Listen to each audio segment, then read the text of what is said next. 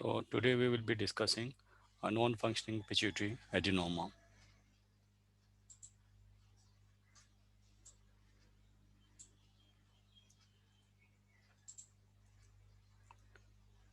So pituitary adenomas account for approximately 15% of the intracranial tumors.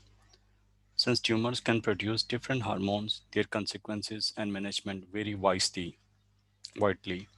However, 25 to 30% of the pituitary adenomas are clinically non-functioning or silent. 80 to 90% of these are gonadotroph adenomas, making them the most common type of pituitary macroadenoma. Patients with clinically non-functioning pituitary adenoma most often present with neurological symptoms due to mass effects, while others may be completely asymptomatic and be first detected on an imaging study done for the reasons other than pituitary symptoms or disease. By the time patient present, a high percentage has biochemical evidence of hypopituitarism due to compression of the normal pituitary cells by the macroadenoma. Of these, 80 to 90% of gonadotroph adenomas, there are also clinically non-functioning somatotroph, lectotroph, and corticotroph adenomas, although these are less common. The majority of gonadotroph adenomas are clinically silent and difficult to identify because they are poorly differentiated and produce and secrete hormones inefficiently. The gonadotropins LH and FSH consist of common alpha subunit and a unique beta subunit. The hormones secreted by gonadotroph adenomas in order of decreasing frequency include FSH, FSH beta, alpha subunit, LH, and LH beta. So this is the study regarding the natural cause of non-functioning pituitary macroadenoma. And according to this study, observation alone is safe alternative for transphalangeal surgery in selected non-functioning pituitary patients without the risk of irreversibly compromising the visual function. And this is a different growth patterns of pituitary adenomas based on the this is this basically this is showing different growth patterns, and we will be discussing this chart in subsequent slides. So we can see uh, that it can have a linear growth, it can have a different growth pattern, like there's early growth, the early growth is rapid, and then growth begins to slow, and then later growth approaches to zero, like it becomes a plateau. Right, there are other nomas that could be this is continuous growth of the tumor. So growth and tumor. The progression rate of non-functioning pituitary adenomas is difficult to estimate. Some patients with non-functioning pituitary adenomas experience a slow progression rate, necessitating a long observation time, whereas other non-functioning pituitary adenomas act more aggressively and invade the neighboring structures, thereby requiring rapid neurosurgical intervention to prevent the long-term impairment on visual field or the pituitary deficiency. So far, little is known about the tumor growth and behavior before and after the surgery. Knowledge of adenoma growth kinetics, that is linear, logistic, linear, logistic, or exponential growth, collaborated with data on the tumor biology, would substantially enhance our clinical understanding and help to adjust and individualize MRI scanning protocols and follow-up investigations. So far, the only published systemic study investigating specific growth patterns of non-functioning pituitarynomas, uh, the limited number of patients concluded that the linear growth model is not suitable and that an the exponential, this is the exponential growth model or the logistic model is more accurate to describe the growth kinetics of the non-functioning pituitary adenomas. Moreover, a follow-up study have shown that macroadenomas tends to progress more frequently than microadenomas. Tumor volume doubling time has been investigated both preoperatively and postoperatively, although data are limited because of the few studies. and potentially hampered by a selection bias, being based on the relatively few patients and retrospective design. So, different growth patterns. Of the growing tumors, most will initially grow exponentially, later achieving a logistic growth pattern. When a doubling time has been estimated, a prognosis for the maximal further growth can be established. There is no indication in the literature that these tumors will show accelerated growth and regrowth. Most of these tumors will grow exponentially in the beginning, followed by a plateau phase, most probably due to limited blood supply. The growth rate is very individual. In general, these tumors have a lower uh, doubling time in the younger than in older patients. So this study, which has been taken from the European Journal of Endocrinology, the growth modeling for the non-functioning pituitary adenomas in patients referred for the surgery. And according to this study, the study shows that the growth of pituitary adenomas can be described by a distinct growth models. Knowledge of growth dynamics has implications for clinical practice and helps to adjust scanning protocols for follow-up investigations. This is another study um, regarding the growth patterns of these tumors, and the study shows that the growth rate of these tumors are influenced by various patient and various tumor uh, and patient specific characteristics, including the age and sex of the patient, the specific subtype of these tumor, its hormonal activity, its immunohistochemical profile, including mind bomb Hemlock 1 labeling index status, and its preponderance for the growth, different growth directions relative to the pituitary fossa. Furthermore, the pre and post-operative growth rates were correlated, suggesting that the post-operative rates can be predicted in part by the pre-operative growth rates, thus better informing the post-operative outcome. Most adenomas, that is around 60 to 70%, secrete an excess amount of hormone, including prolactin, growth hormone, ACTH, or TSH. The remainder of the pituitary adenomas, like around 30 to 35%, are clinically non-functioning or silent. Gonadotroph subunits are not biologically active, and the clinical syndromes due to hypersecretion of intact gonadotropins and their subunits do occur, but they are uncommon. Microadenomas are less than 10 millimeter in diameter.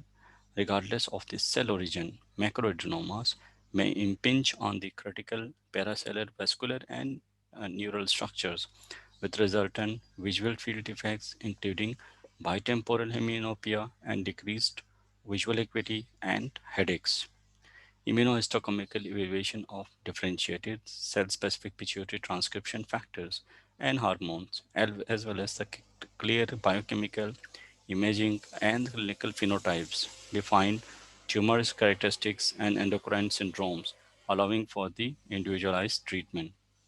Evaluation of a pituitary mass should include MRI and the visual field imaging for the accurate tumor localization and assessment of local compressive mass effects. Hormone hypersecretion should be assessed to distinguish non-secretory from the secretory tumors, and the pituitary reserve function should be tested.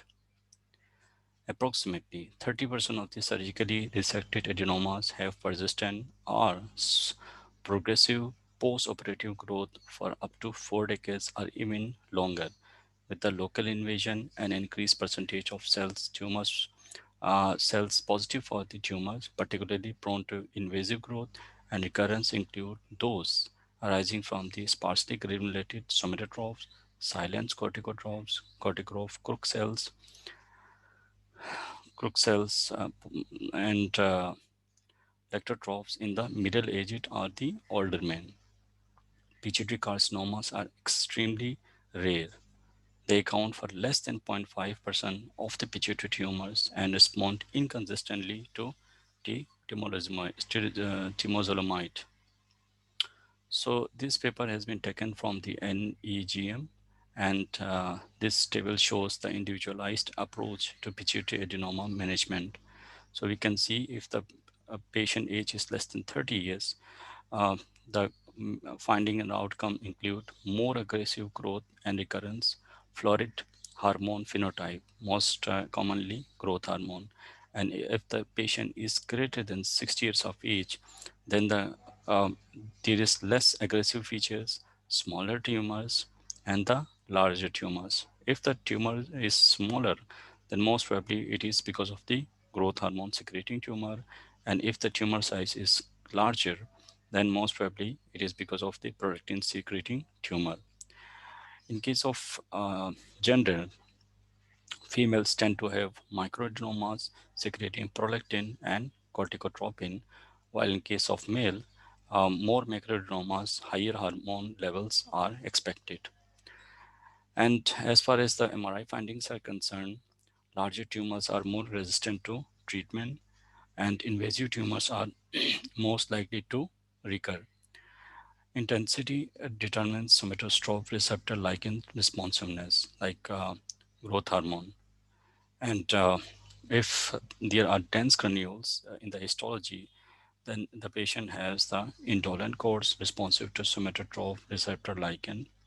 And if there is sparse granules, then the course would be florid and they would be resistant to somatostrop receptor ligand. Likewise, as far as the treatment is concerned, Uh, there are different treatment options, including the transphenyidal surgical resection, radiation therapy, and pituitary directed medical therapy.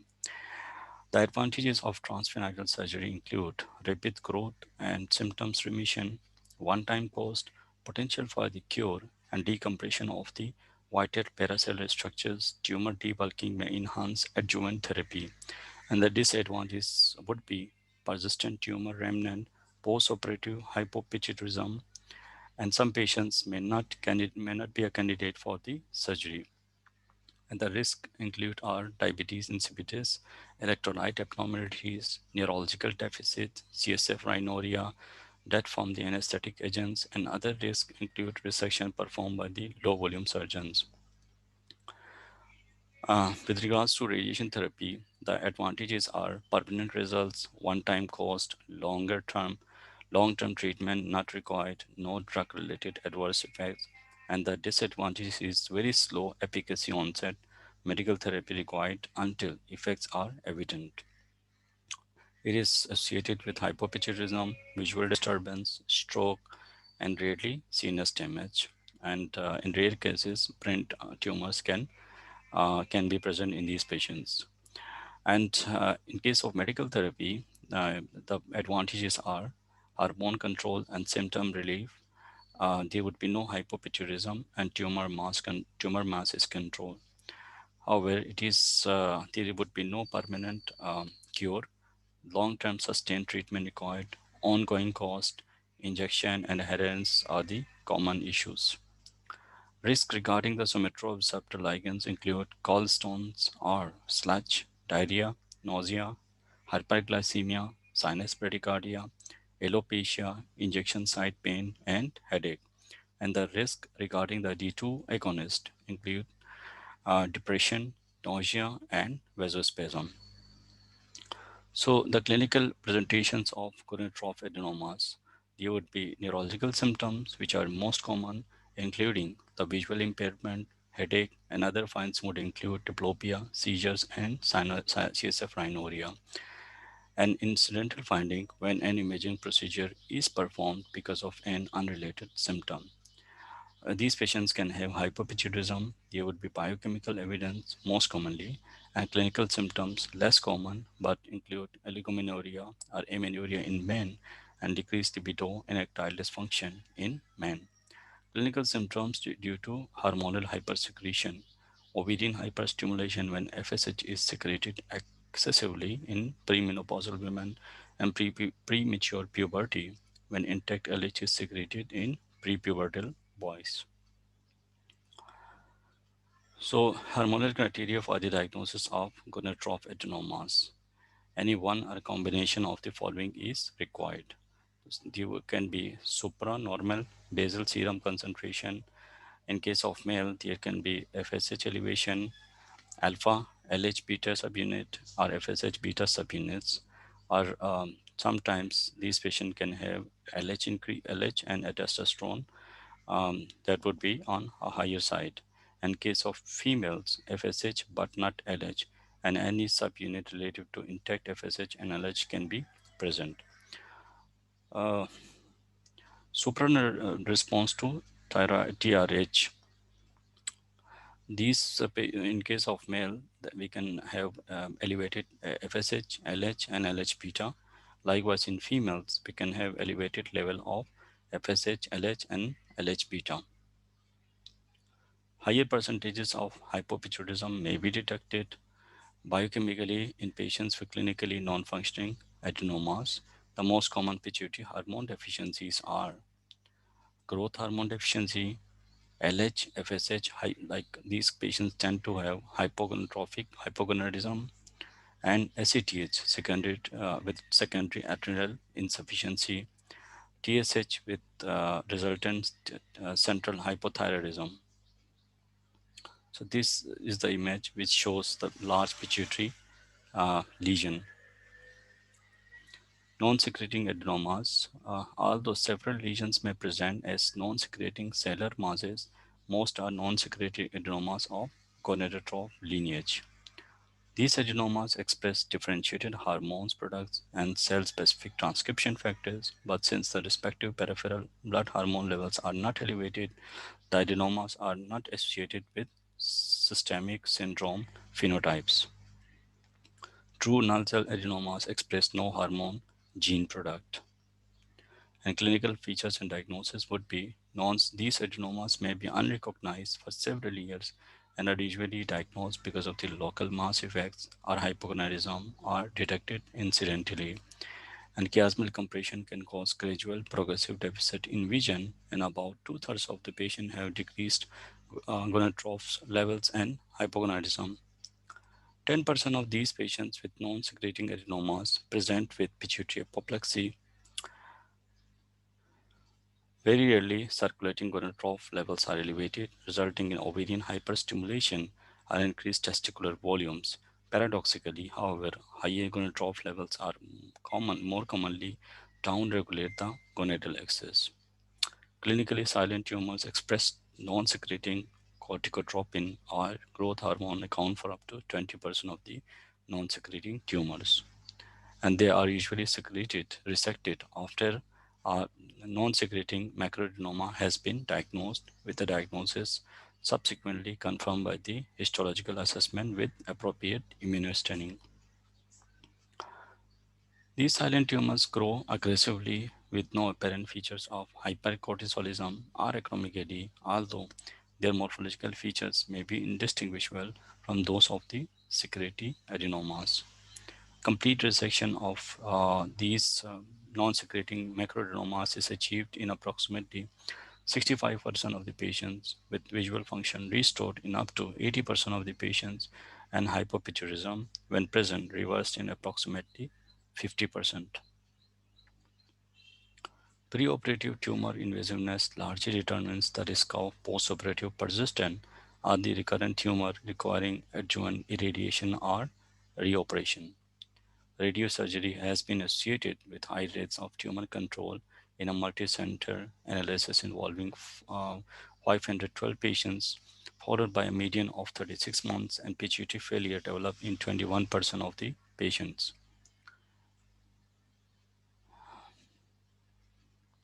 Guidelines recommend follow-up with periodic pituitary MRI, vision evaluations, and pituitary function testing, and prophylactic radiotherapy to prevent postoperative tumor recurrence or progression has been suggested. Observation is recommended for the management of stable, non-secreting microadenomas and small macroadenomas. And preoperative or newly manifested postoperative pituitary failure may be insidious. This is the this is the algorithm how these uh, tumors should be managed. So if there is a pituitary mass, then it could be incident, as we discussed, this could be incidental MRI finding. For these patients can have neurological symptom, endocrine abnormalities, pituitary hormone deficiencies, or they can be diagnosed based on the immunostaining. And screening for the hormone hypersecretion and assessing the pituitary function is important, and management according to specific hypersecretory syndrome should be carried out. MRI, different MRI should be done, and management as for the non-edematous paracell lesions. Likewise, if there is if the MRI is consistent with the non-secreting adenomas, then this could be microadenomas if the size is less than 1 centimeter. If the size is greater than 1 centimeter, then most probably it is macroadenomas, and the first line of treatment in case of macroadenoma is transphalangeal surgery with MRI annually to monitor for the mass persistence or recurrence, pituitary reserve testing every 6 months for 2 years, and the hormone replacement if there is a need. However, in case of microadenomas, there is less than 10 millimeter observation if there are no compressive mass effects, and follow up with MRI at 1, 2, and 5 year, and reassessment if the patient is asymptomatic. General approach includes take a detailed history and perform a physical examination, recognizing that the visual abnormalities or other neurological symptoms could represent a cellular mass. And the history should also focus on the possible symptoms of hypopituitarism, uh, and confirm the presence of cellular mass by the MRI. And if the cellular mass confirmed, assess its size, relationship to chiasm and cavernous sinuses. Perform visual field and visual acuity testing, and perform a biochemical testing to detect other kinds of pituitary adenomas by their excessive hormonal secretion, and the test for the excessive secretion of